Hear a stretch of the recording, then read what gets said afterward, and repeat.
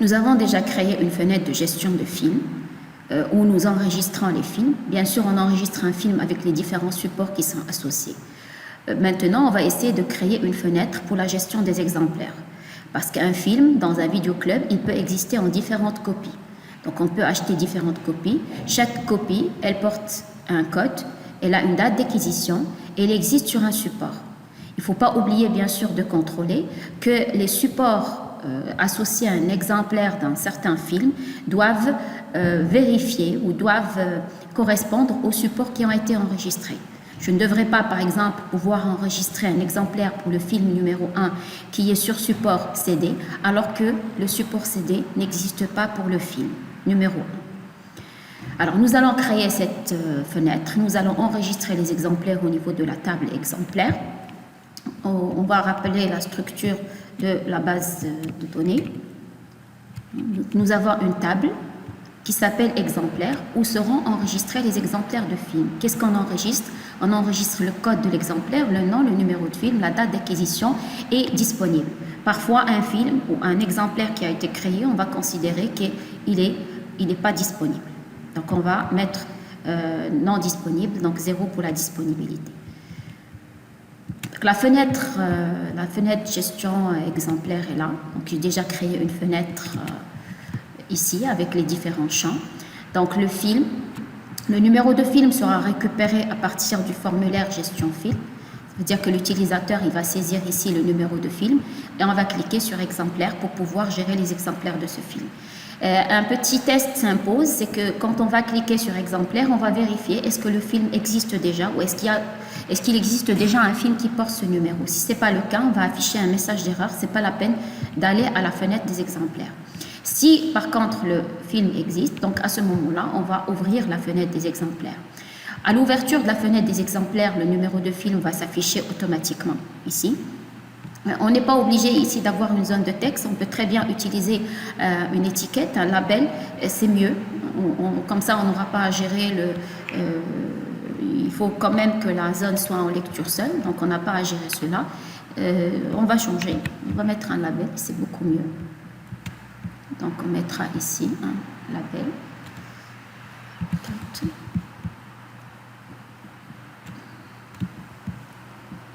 Alors auto size no, parce que je veux le vider, comme ça je peux le manipuler. Si je vide le texte et que je laisse auto size, il va complètement, il va plus s'afficher, donc j'aurai du mal à le sélectionner. Sinon, on va aussi changer on va mettre ici LBL, le name LBL num film. Voilà, et nous avons les autres éléments.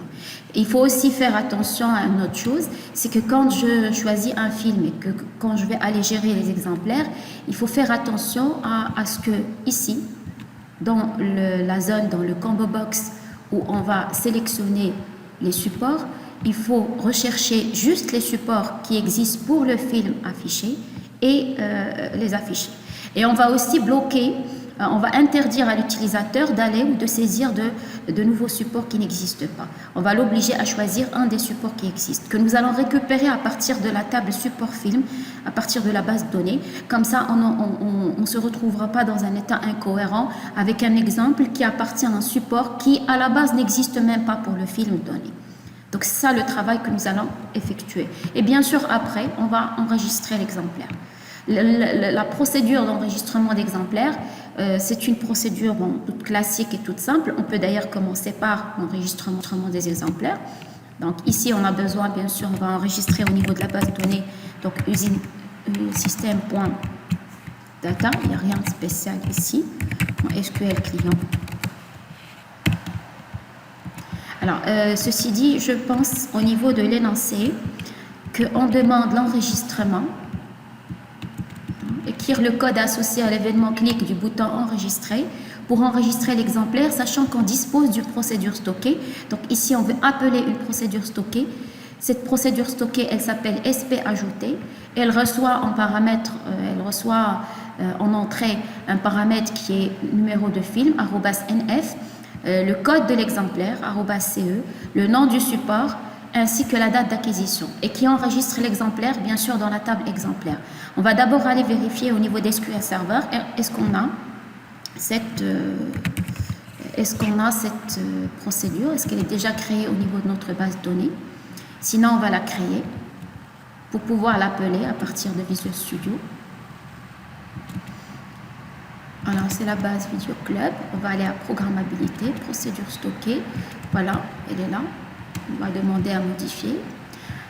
Alors, procédure PS ajoutée, elle prend un premier paramètre qui est le numéro de film de type int, un deuxième, donc le code de l'exemplaire également int, varchar pour le nom de support, datetime pour date. Et à l'intérieur, nous avons tout simplement l'instruction insert into values. Qu'est-ce qu'on a dit? On a dit que par défaut, les exemplaires étaient disponibles au moment de leur création. Donc ici, on a mis directement 1 pour indiquer comme quoi ils sont disponibles. Alors, on va appeler cette procédure stockée. Pour appeler la procédure stockée, alors on va créer une commande.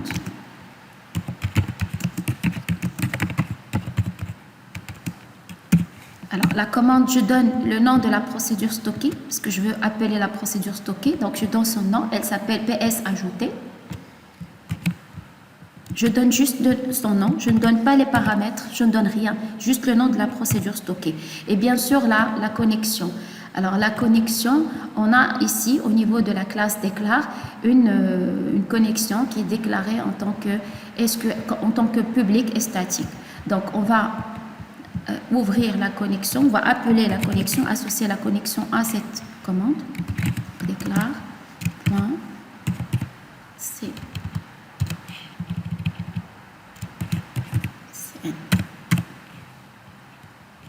D'accord. Après, bien sûr, la connexion doit être ouverte. Donc, je peux le faire ici, je peux le faire après. L'important, c'est qu'il faut le faire avant l'exécution de notre requête. Alors, déclare de notre commande, cn.open, pour ne pas oublier de la fermer. Déclare cn.close. Alors, voilà la procédure stockée. À partir du moment où on donne le nom d'une procédure stockée au niveau du commande texte de l'objet commande, il faut indiquer comme quoi le type de la commande, le command type, parce que par défaut, c'est du texte, c'est une requête. Donc, sinon, si on choisit de fournir un nom de procédure stockée ou de fonction, il faut indiquer comme quoi le type, c'est storage procedure. Pour les fonctions, aussi bien pour les fonctions que pour les procédures stockées, c'est toujours storage procedure. Alors, ça, c'est ce qu'il faut faire. Après, il me faut des paramètres. Alors, la procédure stockée, elle a en fait 4 paramètres. Je vais déclarer 4 paramètres. J'utilise les mêmes noms qui sont ici. Alors, je peux utiliser un tableau de paramètres comme je peux utiliser 4 variables paramètres différents. Donc, moi, je vais utiliser ici un tableau P égale à new SQL. 4 cases. Alors, le premier paramètre, SQL. Alors, il s'appelle @nf. Il faut obligatoirement utiliser les mêmes noms de paramètres. Il est de type int.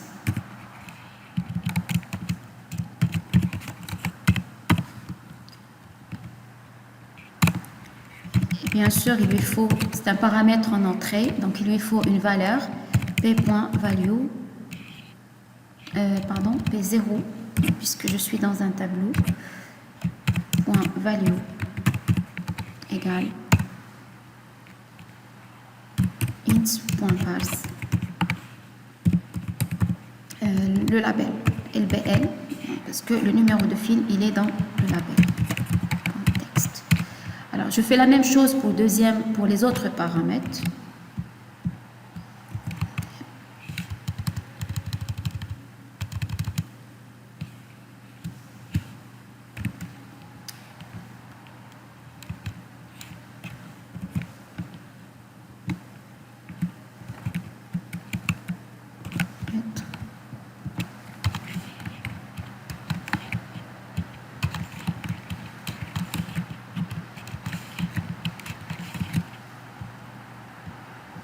Alors, le deuxième paramètre, c'est...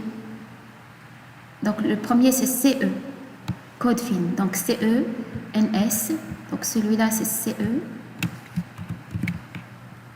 Le deuxième, c'est NS. Troisième, c'est NF.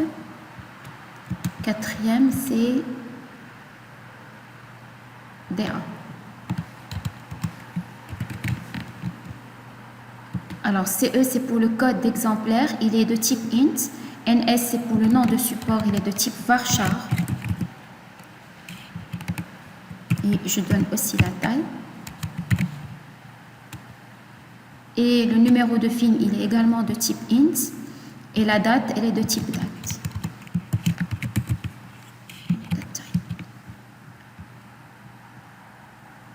Alors là, c'est le code de l'exemplaire, c'est pas le film. Ça dépend de l'ordre de la table. Donc, elle commence la table exemplaire. Le premier champ, c'est le code de l'exemplaire.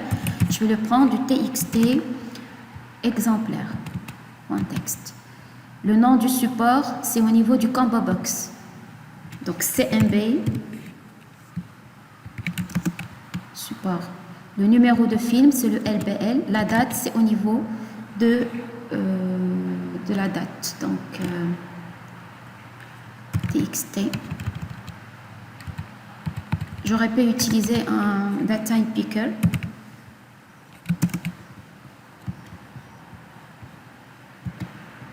Pourquoi pas? On va changer ça en datetime picker.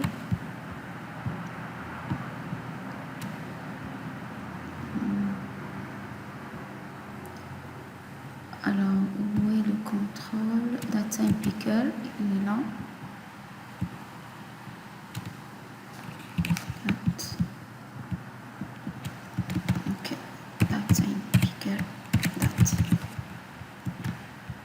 C'est mieux, comme ça on aura à choisir la date au lieu de là. Alors la date, on va la prendre à partir de datetime-picker.value. On n'a plus besoin de caster. Alors ça, pour le là c'est int, c'est bon de parser. Donc ici c'est varchar, donc on ne doit pas utiliser conversion. Ça c'est int, donc c'est bon. Et ça c'est date.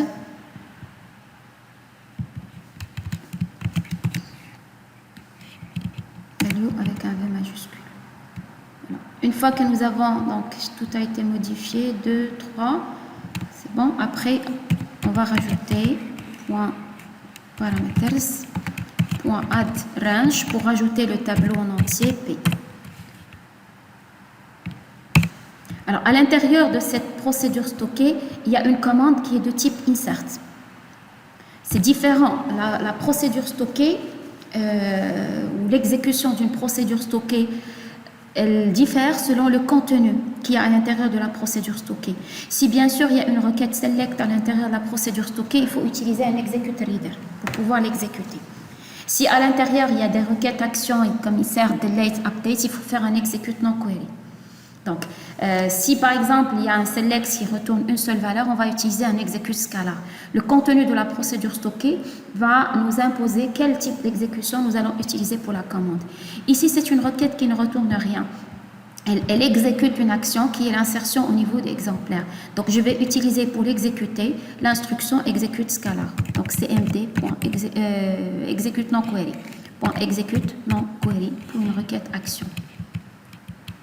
Et je vais fermer. Bien sûr, comme toujours, normalement, chaque fois qu'on fait une procédure, il faut mettre un bloc. Chaque fois qu'on écrit du code, il faut toujours être protégé par un bloc try-catch qui va capturer les exceptions si jamais il y a des exceptions que nous n'avons pas pu gérer. Une des exceptions ou une des choses qui peut déclencher une exception ici, c'est par exemple que le numéro de film n'existe pas. C'est par exemple que le code d'exemplaire existe déjà dans la base de données. Par exemple, nous avons fourni des données d'un autre type. Donc, ce sont des erreurs qui peuvent générer des exceptions. Alors, je vais afficher avec messagebox.show, je vais afficher juste le message système. Message système qui est ex.message. X, c'est la variable que j'ai déclarée ici. Et X.message va me donner le message d'erreur système. Bien sûr, après, quand on termine l'application, quand on veut la livrer, il faut que les messages soient plus spécifiques. Mais là, on est en phase de développement. Il est préférable qu'on affiche le message système. Comme ça, on va comprendre de quoi il s'agit. Dans une version qui sera déployée par la suite et donnée à l'entreprise, on préférera mettre un message du genre erreur, veuillez contacter l'administrateur, erreur inconnue par exemple, si on n'arrive pas à gérer l'erreur. Voilà, donc on a ouvert, on exécute et close. Ça, c'est pour ce qui est de l'insertion de l'exemplaire. J'ai commencé par ça. Quand on est le passage du formulaire film vers le formulaire exemplaire. Déjà, en passant, il faut que j'emmène avec moi le numéro qui est ici. Pour pouvoir faire passer des valeurs d'un formulaire à un autre formulaire, il existe beaucoup de techniques. Je peux déclarer une variable dans la classe du formulaire, je peux faire beaucoup de choses. Alors, pour moi, la plus simple, si on veut, je vais aller déclarer ici, dans ma classe déclaration, une variable globale, statique aussi, qui ne dépend pas de l'instance, mais plutôt de la classe. Donc, je vais lui dire comme quoi, statique, une variable, le numéro de film est entier. Je vais appeler ça numF ou numFilm. C'est une variable qui va me permettre de stocker le numéro de film et de le transférer d'une fenêtre vers une autre fenêtre. Donc là, tout simplement, quand je vais cliquer sur le bouton exemplaire, d'accord, je vais lui dire comme quoi la variable qui est déclarée dans la classe déclare, qui s'appelle numF, elle va prendre int.parse. Là, le numéro qui est dans film. TXT film. Comment elle s'appelle la zone? Donc, c'est pas TXT numéro. Donc, c'est TXT numéro.text. Voilà. Comme ça, tout simplement au niveau du formulaire exemplaire, au chargement du formulaire, pardon, j'ai cliqué sur le label. Donc, au chargement du formulaire, on va dire comme quoi le LBL numFilm.text va prendre la variable globale numFilm.toString puisque c'est une chaîne de caractères. Donc là, je déclare une variable globale, je récupère à partir du premier formulaire et au chargement du deuxième formulaire, j'affiche au niveau du label et je peux utiliser le numéro de film où on a déjà stocké le numéro de film, hein, la variable numéro de film où le numéro de film a été stocké. Maintenant, ce qu'il faut également faire, ce dont j'ai parlé tout à l'heure, c'est qu'il faut contrôler. En théorie, on ne devra pas pouvoir enregistrer un exemplaire pour un film qui n'existe pas. Donc, au moment de cliquer sur exemplaire, je vais aller vérifier est-ce que le numéro qui a été saisi ici, il existe au niveau de la base de données. Alors, je vais vérifier, j'avais écrit une... Voilà, on peut très bien utiliser la même procédure. J'avais créé une procédure qui s'appelle existe film. On va utiliser la même procédure pour tester est-ce que le film existe ou est-ce qu'il n'existe pas. C'est pourquoi c'est tout l'intérêt des procédures, c'est que je peux écrire une fois, appeler autant de fois. Si je n'avais pas cette procédure, j'aurais écrit le code déjà pour vérifier est-ce que le film existe ou non au niveau de la création du film, et j'aurais dû également réécrire à peu près le même code pour pouvoir vérifier est-ce que le film existe ou non. Alors, et pouvoir lui affecter des exemplaires. Donc, elle s'appelle existe film, elle prend le numéro de film, elle rajoute ou elle retourne un booléen. On va aller au bouton exemplaire ici. Donc, on peut stocker ça, on peut très bien laisser pour après. On va tout simplement écrire if not exist. Alors, existe, elle est dans la classe déclare. Point existe. Alors, qu'est-ce qui existe? Le numéro de film. Donc, le numéro de film, c'est ici. C'est au niveau de la zone. Donc, si le film n'existe pas, je vais afficher un message d'erreur et sortir. Message box. Show.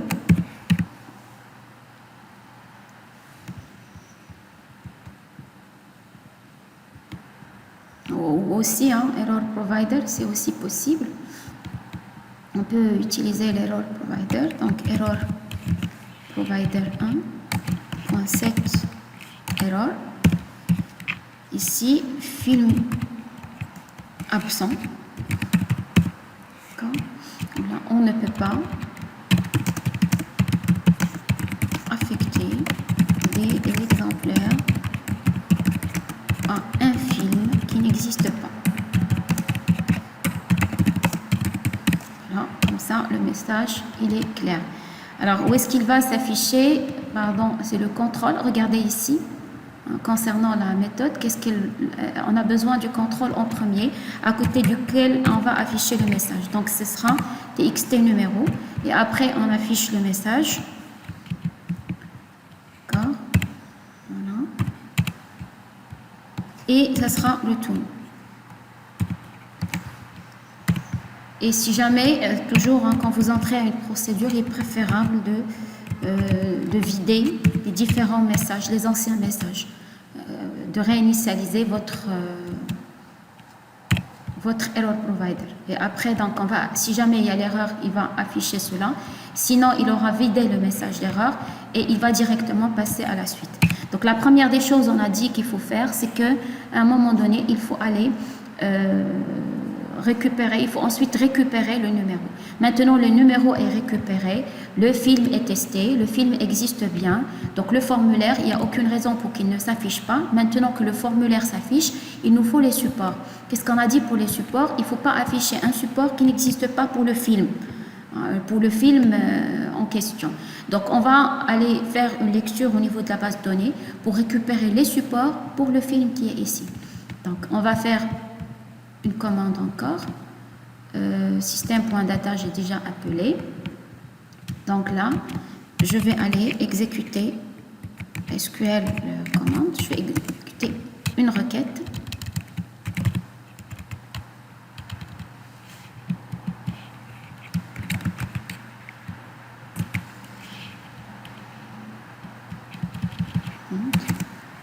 CP égale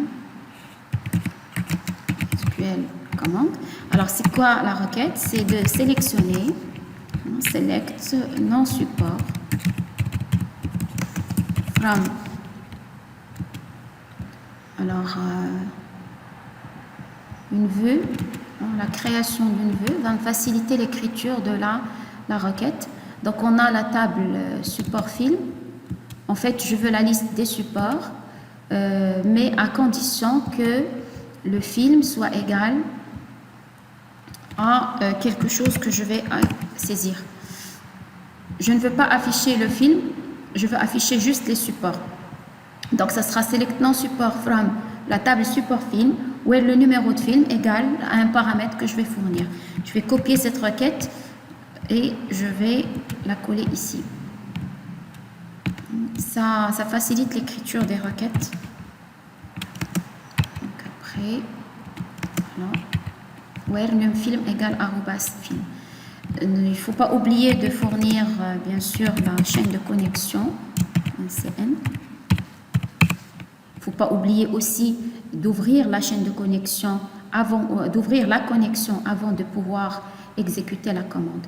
Alors, puisque c'est une requête select qui peut retourner beaucoup d'éléments, on va faire un SQL data reader.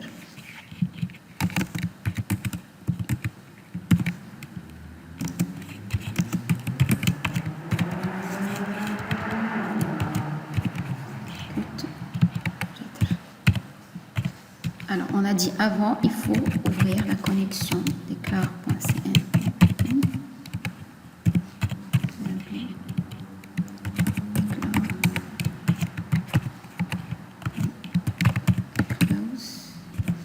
Sans oublier de fermer notre data reader. Il est très consommateur en ressources, le data reader. Alors, la boucle, while le data r.read, qu'est-ce qu'on veut faire? Remplir le combo. Donc, ce sera cmb support.items.add de data r 0.toString. Voilà. Bien sûr, il faut pas que l'utilisateur puisse saisir des valeurs qui n'existent pas. Il ne faut pas l'autoriser. Il ne faut pas autoriser l'utilisateur à saisir des valeurs dans le combo. Ça veut dire qu'il va juste sélectionner.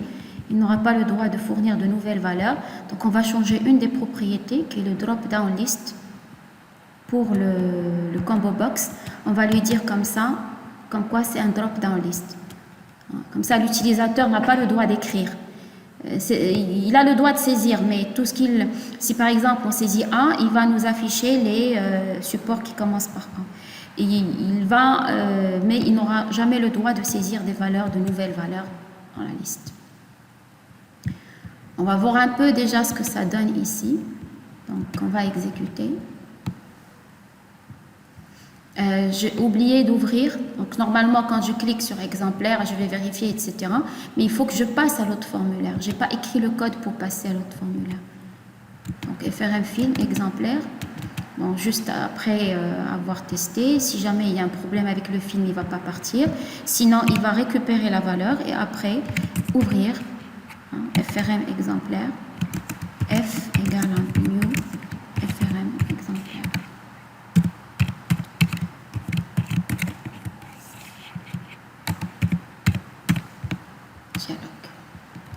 Alors comme ça, quand on va, par exemple, j'aurais dû même tester ici, il faut obligatoirement que je fournisse une valeur parce que là, j'ai rien fourni. Donc, il ne faut pas que ce soit vide.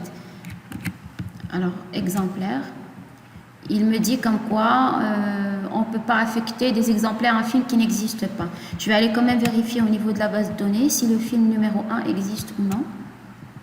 Ça, c'est la base recette, un envie de club. Donc, film. Oui, effectivement, il n'y a pas de film. On va essayer avec un film 9000. On va essayer avec le 9000. Donc là, il ne va pas passer à exemplaire. On va par contre chercher le 9000, qui est un film qui existe. On va lui dire exemplaire. Alors, la variable, ah oui, c'est normal, c'est tout à fait normal. C'est une erreur que j'ai effectuée. C'est quoi l'erreur? C'est que je n'ai pas fourni le paramètre. C'est tout à fait normal. Il y a un paramètre ici que je n'ai pas fourni. Donc, il bloque. Il lui manque un paramètre. Donc, il attend un paramètre que je n'ai pas fourni. Donc, j'ai complètement oublié de déclarer le paramètre P égale à new SQL paramètre. Alors, le paramètre, c'est arrobas, c'est un paramètre que j'ai déclaré au niveau de la requête, arrobas F. C'est quoi son type? Donc, SQL type.int, c'est un nombre. C'est quoi sa valeur? C'est, il va prendre la valeur à partir, à partir de la variable globale qui s'appelle numFilm. Elle porte déjà le numéro du film et qui est de type entier. Donc, et après, il ne faut pas oublier, c'est pas suffisant de déclarer, il faut rajouter à la liste des paramètres pour la commande. Pour l'objet commande, parameters.add. C'est quoi mon paramètre? Il s'appelle P. Alors, donc ici on a dit 9000 exemplaires. Voilà. C'est une petite fenêtre. J'ai utilisé le show dialogue. Comme ça, si jamais je clique sur la fenêtre, il ne peut pas revenir vers la fenêtre forme 1 tant que je n'ai pas fermé la fenêtre des exemplaires. Pour ce qui est des supports, donc ici nous avons les différents supports qui sont enregistrés pour le film 9000 au niveau de la base de données. Donc j'ai récupéré les supports au niveau de la base de données. Et en même temps, si par exemple l'utilisateur essaie de saisir CD, il ne va pas l'autoriser. On a bloqué avec la propriété drop-down list. Il peut sélectionner cassette, il peut sélectionner DVD, mais il ne peut pas fournir autre chose. Donc, qu'est-ce qui manque ici? Normalement, le film, il est déjà saisi, on ne peut pas le modifier. L'utilisateur, il doit saisir le code de l'exemplaire, choisir bien sûr le support et cliquer sur enregistrer exemplaire. Comme ça, on va enregistrer un exemplaire pour le film qui est 9000. Je fais enregistrer exemplaire. Dans le bouton enregistrer exemplaire, on appelle la procédure stockée qui est PS ajouté. On lui fournit les paramètres. Elle va exécuter cela. Qu'est-ce que ça va donner? Donc normalement pour le film 9000, on doit pouvoir trouver un exemplaire qui est le numéro 56 et qui est sur DVD. Bien sûr, je devrais aller encore loin, mais ça sera de la répétition. On a déjà fait la procédure pour d'autres choses. C'est qu'il faut que je vérifie, est-ce qu'il n'y a pas déjà un exemplaire qui porte le code 56. D'accord? Ceci dit, c'est exactement la même procédure que pour Existe Film. Il faut écrire une procédure qui existe exemplaire, qui va recevoir un code exemplaire et vérifier est-ce qu'il existe ou est-ce qu'il n'existe pas. De la même manière, comme on a vu avant. Alors, on va vérifier est-ce que 9000 a bien été, l'exemplaire 9000 a été créé. L'exemplaire 56 pour le film 9000 a été créé. Alors, ici, qu'est-ce qui se passe? Oui, c'est ça. C'est l'exemplaire 56. Il est sur support DVD 9000. La date, j'ai pris la date du jour. Et bien sûr, disponible, c'est une variable de type bytes, BIT. Le type bit, qu'est-ce qu'il prend? Il prend true ou false. Puisque j'ai mis ici par défaut 1, ça veut dire que c'est true. Voilà donc pour ce qui est de la gestion des exemplaires.